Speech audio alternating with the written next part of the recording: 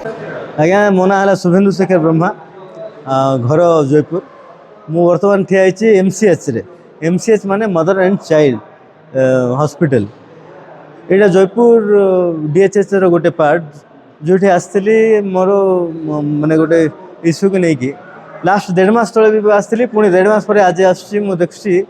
ये लिफ्ट दीटा जो अच्छे यहाँ गोटे अच्छे आउट साइड रे भी आउ गोटे अच्छे दीटा लिफ्ट काम करनी एमसीएच माने जो माने प्रसूति आसते जो माने माने सिजेरियन हो कि नॉर्मल डिलीवरी जो माने आसते से मानक ये आना हो सिजेरियन सेकेंड फ्लोर रे होची और नॉर्मल डिलीवरी पे फर्स्ट फ्लोर रे कर रहा होची जेहेतु लिफ्ट काम करने से माने बाध्य होचंते एपटे चलिकी जीवापे आउ पेडियाट्रिक माने शिशु रोग विशेषज्ञ भी ऊपर ही अच्छी सेकेंड वार्ड रे भी से माने भी जेहेतु लिफ्ट काम करने ताको हाथ रे बोईकी कांधे पकईकी नवा को पड़ती आ पुणी जो ऑपरेशन होची से माने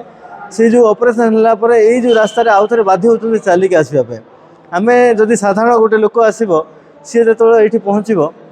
ताकू जाकि नुआ मेडिकल जो नुआ यूनिट अच्छी से रेजिस्ट्रेशन करा पड़ो तापर सी आसका सी जो रेजिस्ट्रेशन कागजटा एमसीएच ऊपर देव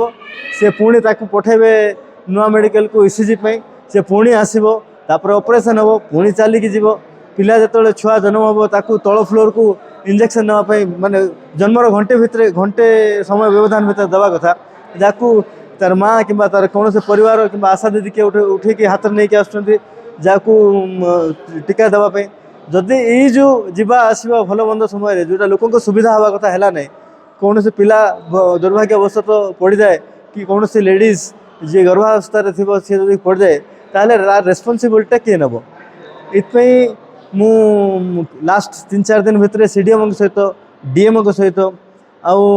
कंसर्न डिपार्टमेंट जो मैंने बारंबार चेष्टा करती कथापे किंतु आज पर्यंत मत किसी उत्तर मिलना नहीं मुझे माध्यम यहाँ प्रशासन को यहाँ आम कलेक्टर को सब कलेक्टर को जी कंसर्न डिपार्टमेंट अच्छे समस्त को दाबी कर आमर जोटा